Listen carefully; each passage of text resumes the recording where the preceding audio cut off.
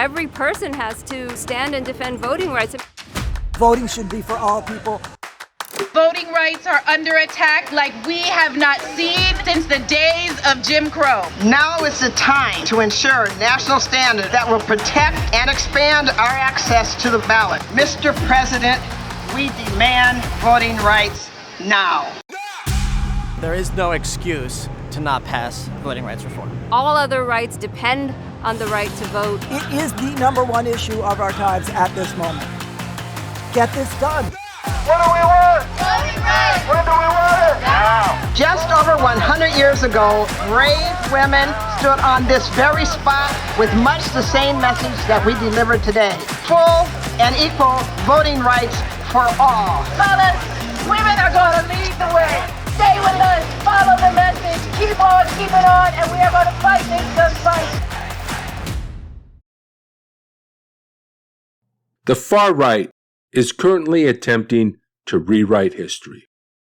They don't want people to remember the insurrection for what it was, an attempt to overthrow our democratically elected government and replace it with a dictatorship. They lie to confuse the public and to spread division. We must resist their efforts to rewrite history, to undermine democracy. It's important that we all remember what happened and remember it accurately. My name is Rich Procida, and I'm the founder of the Truth and Democracy Coalition and the host of Democracy Under Fire. On Saturday, November 6th at 2 p.m. Pacific Time, I will be leading a study of Bob Woodward and Robert Costa's book, Peril, about the insurrection. Join us as we fight for democracy by telling the truth. We will summarize the book and then have an open discussion. To register, go to tinyurl/Peril Book Study.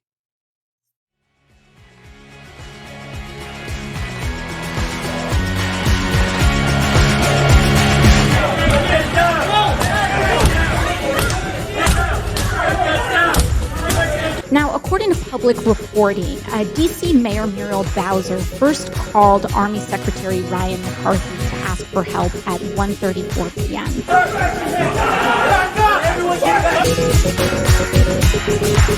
It looks now like the Capitol the police... Yeah, Pete, let me break away from you a second because things are happening very quickly.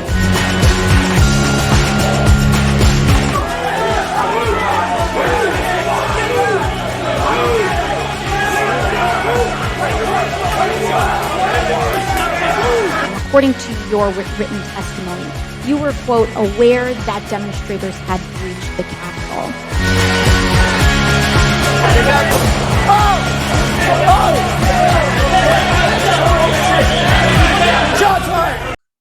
Welcome to Democracy Under Fire, the show that covers the ongoing threat to democracy and what people are doing about it. My name is Rich Procida, and I'm the founder of the Truth and Democracy Coalition. Together, we will build the movement to save democracy. I'm an author, attorney, writer, speaker, podcaster who speaks and writes about religion and politics. I studied law and international service at American University in Washington, D.C. I focused on constitutional law and even wrote a book on foreign comparative constitutional law, part of a series called Global Social Issues in Global Perspective. I've been fighting to save democracy and defending the Constitution with increasing intensity since the Miller Report came out. I've been focused on the threat to democracy, not only posed by Donald Trump, but posed by the massive dissemination of disinformation lies, and half-truths by major media networks, major political parties, major domestic politicians, and foreign governments.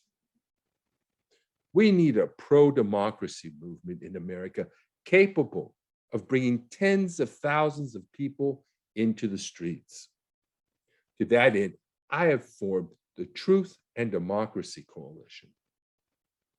We will work with other organizations to build a movement capable of saving democracy. Americans believe in democracy.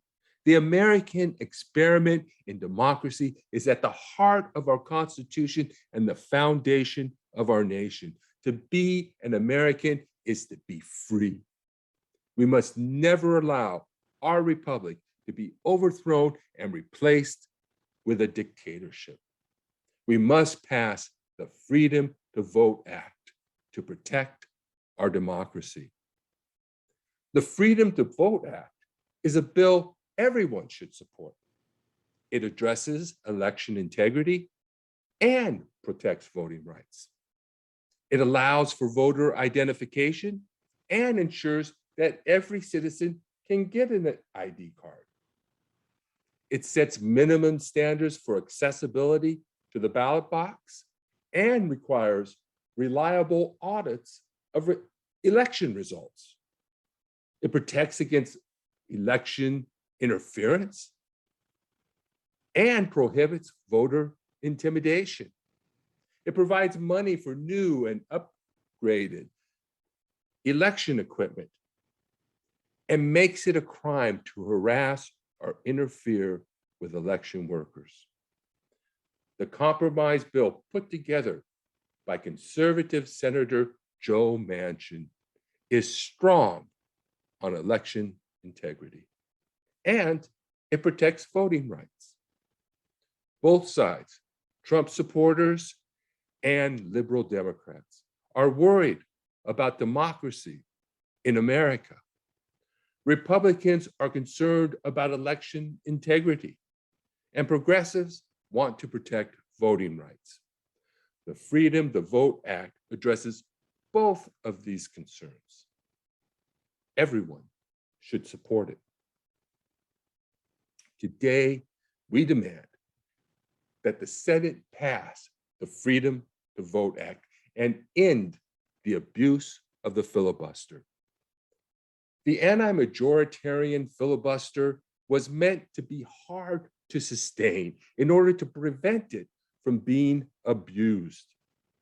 The filibuster must not be allowed to frustrate the will of the American people. It must not be used to dash America's hope in democracy. Now that the Freedom to Vote Act has all 50 senators on board, there will be a push to modify the filibuster. There are a number of approaches. They could eliminate it. They could modify, or they could make an exception for democracy. There are actually 5 ways. They can reestablish a talking filibuster, which means that a person can filibuster for as long as they can talk without stopping. And then when that's over, there's a vote. They can make an exception for democracy because democracy is foundational to the very form of government that we are based on, founded upon. Democracy and the grand American experiment in democracy is what it means to be an American. It's what the United States stands for. It's important to defend our democracy because it's fundamental to the way of the American way of life and fundamental to the way our government works and what we are as Americans. Americans were born to be free and to live free with the right to rule themselves. So an exception for democracy? Yes. We could ratchet it up, decreasing the number of votes that are needed to force a vote at certain intervals. We can allow senators who represent the majority of the people to have a larger say in ending a filibuster. We can eliminate the filibuster altogether, which I would say, good riddance. It's not constitutionally required. It's been used historically to frustrate civil rights legislation. Now it's being used to undermine American democracy. It's time for it to go. It doesn't serve any real purpose. And those who are afraid that they won't be able to frustrate the other party need to remember we live in a democracy. And we can't allow the other party to control our agenda. So what are the Democrats doing? It's almost been a year and they have not eliminated the filibuster. They haven't passed any laws, very few, just COVID. Is Biden gonna pull an Obama on us? At least Obama got health care through. Biden hasn't got anything through. How long will it take him to realize that Republicans are not gonna cooperate? And ending the abuse of the filibuster is your number one priority behind arresting Trump, which will come later, actually. So the filibuster must be dealt with, either reformed or eliminated. Otherwise, we will have nothing to show for our vote, nothing to show for a Democratic administration, nothing to show for a Democratic House and a split Senate with a majority of Democratic votes. How can they be thinking, oh, Americans are going to forgive them for not doing anything, for not getting any bills passed, for allowing the Republicans to control the agenda, for handing the government and the policies and the legislation over to the Republicans so that they can abuse the filibuster? Why do we need a supermajority to pass any legislation in the Senate? We must end the filibuster, and you're wasting your time if you're not doing it. You're not going to get the infrastructure bill passed. You're not going to get the bill you want. It's about time to take on this issue. And as soon as you realize you're not going to get anything passed, I hope it's not too late. It's already been a year. You're wasting your time. You're wasting our time. Get the job done and reform the filibuster. Change it so we can get some laws passed, so we can save our democracy, so we can live as free Americans, and don't hand us over to the authoritarians and to the dictators and to the opposing party because, oh, you don't have the will to remove the filibuster as an obstacle to passing your agenda. You might as well say you don't want to pass it. So we need to make this system more responsive to the will of the people and to stem the collapse of democracy in America and then around the world. Because if we don't stop the collapse, the global collapse of democracy here, that would have devastating effects on the rest of the world, particularly South America and Central America. So our nation's practice of overthrowing democratically elected governments and supporting dictators has come back to haunt us. Democracy is collapsing worldwide in part because the United States and other Western countries, in Europe included, rather than supporting democracy, have participated in the overthrow of democratic governments and have supported authoritarian leaders. Now, I understand that we're between a rock and a hard place as far as dealing with authoritarian governments. They are the ones in control of the country, not us. And if we don't deal with them, the authoritarians will. So we have to somehow maintain our influence, but we cannot lose democracy. If we cannot fail to support democracy, we cannot just stop talking about democracy, not doing anything, because if somebody tells you, oh, we just can't bring democracy to the world, well, we just can't go around saving democracies. What are they telling you? They can't do anything. They can't do anything to protect democracy. They can't do anything. It's a lie. It's not true. We can do something. We could have done something in Egypt to prevent the collapse of democracy. We can look at this slide here and see the rapid decline in democratic freedoms around the world, particularly in 2020. So we cannot expect to keep our democracy at home if we continue to undermine democracy abroad. At the same time, we must keep the beacon of democracy lit in America for the sake of democracy around the world. The collapse of democracy in the United States, as I said, will have a disastrous effects for democracy around the world. The Economist magazine has reported that there has been an unprecedented rollback of democratic freedoms last year. And I want to show you this map because I want to make some points about it. Okay, so I want to show you this map here. This is from the Economist magazine. And this is their Global Democracy Index for 2020, in which they point out that democracy has faced a serious decline over last year. But there's a couple of things I want to point out to you. Take a look here. Sweden, Finland, Norway, Iceland.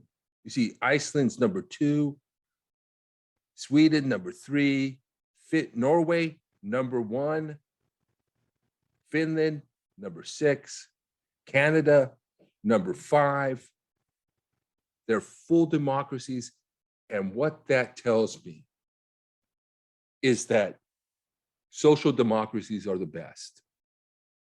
If anybody wants to tell you that capitalism is the greatest evil in the world and we need a communist revolution, you tell them no, war is not the answer.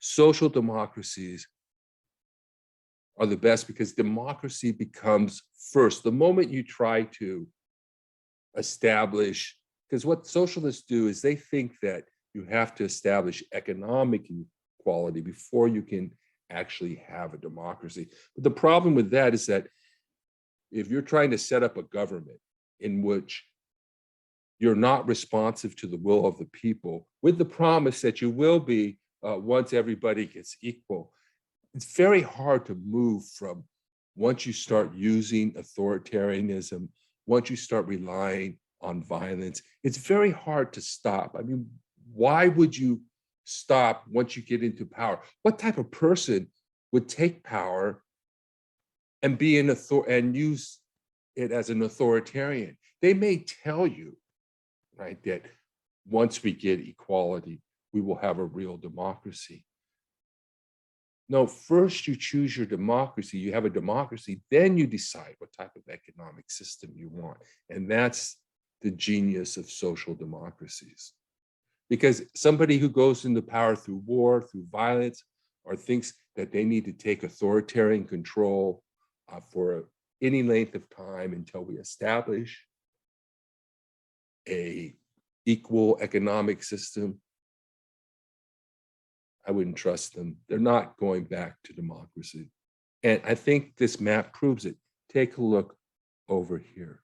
We see Russia, China, and the Iron Curtain is now in Africa, not because our enemy is behind the curtain, but because right through the heart of Africa here, Libya, Chad, the Central African Republic, Congo, right through the heart of Africa is an authoritarian, high authoritarianism. And then look at the sphere of influence. Here, notice in the United States, we are a flawed democracy. Our democracy needs to be improved. It's not perfect, but it's still a democracy. And take a look at South America. Yeah, they're full of flawed democracy, no doubt about it. They have a few authoritarian regimes, but here, look at Chile, full democracy. And also Costa Rica, full democracy. Australia, full democracy. New Zealand, full democracy. Japan. If anyone tells you we cannot successfully, they call it nation building, but basically support democracy in the world, and that we can't build a democracy, we were successful in Japan. And Europe hasn't been any better in supporting democracy in Africa.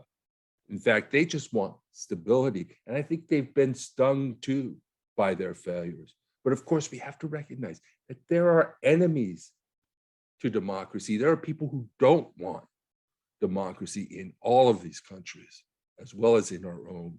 And we need to be aware of that.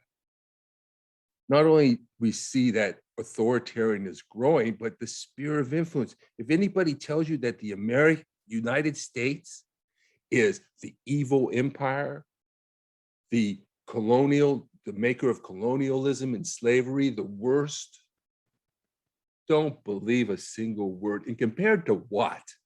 What are they comparing? What's worse than Russia? What's worse than North Korea? What's worse than authoritarianism? At least we're democratic. We're not perfect, and history is a litany of atrocity. You have to put it in context. Yes, there's been evil in the world. We all know that. It's been going on for a long, long time. But that doesn't mean that we, the United States, or the Western world, is the perpetrator of all that evil. It's not. There's worse out there, believe it or not. So we can see in the effects here, in the sphere of influence, democracies, even if they're flawed throughout much of South and Latin and South America. Whereas around Russia and China, they foment authoritarianism. So don't let anybody tell you that we need a communist revolution. Don't let anybody tell you the United States is evil or the worst country in the world, the biggest perpetrator of injustice. Don't let anybody ever tell you that. It's not true. So we're dealing with a lot because of propaganda, anti-American propaganda, anti-Christian propaganda, as well as authoritarian fascist propaganda. The problem we face, authoritarian nationalism on the right, and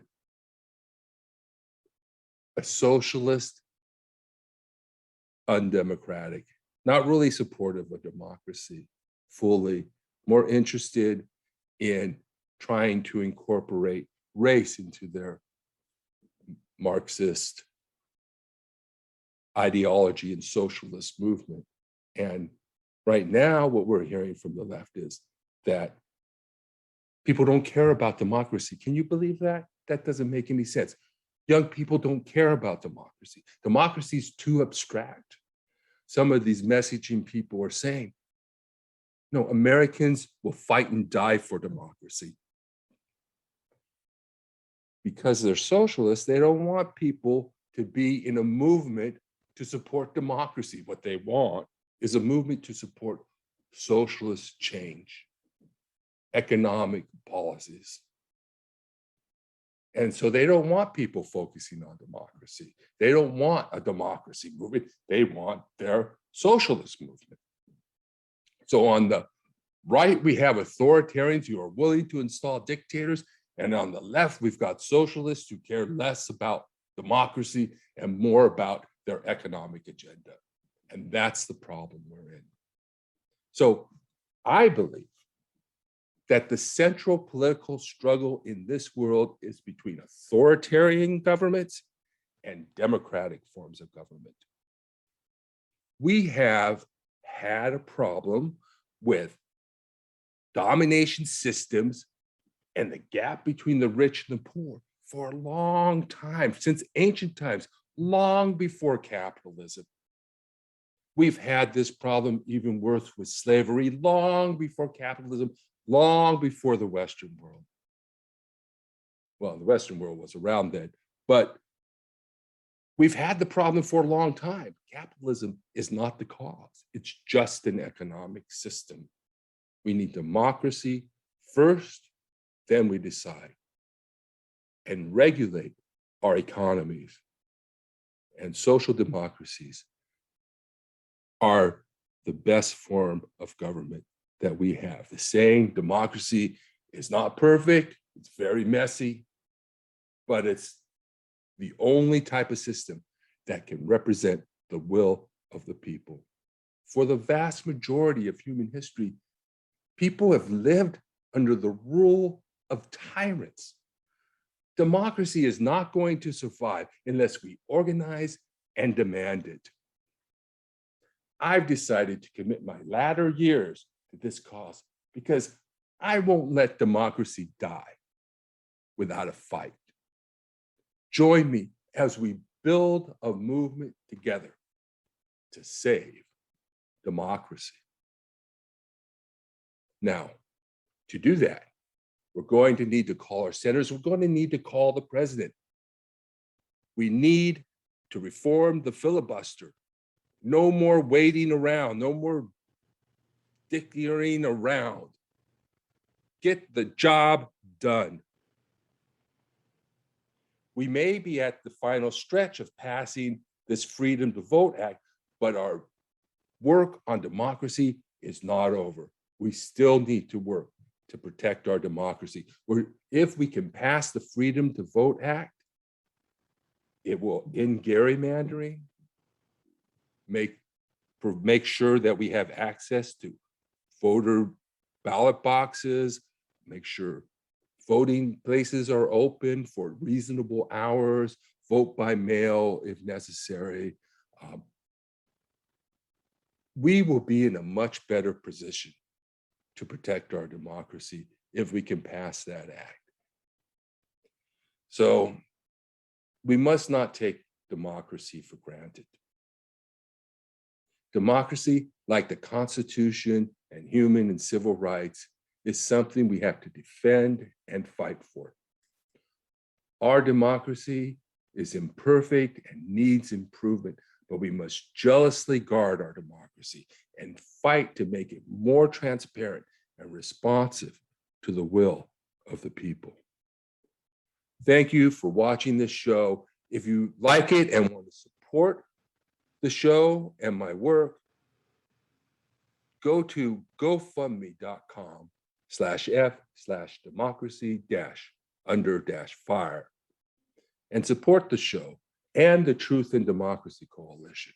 And also tell your friends about it and spread the word, because we're going to need to bring the middle of the country in to unify the country, to end this division, and to educate people about democracy and about propaganda, and to protect ourselves from the extremes on the right and on the left, but particularly on the right. Thank you for watching.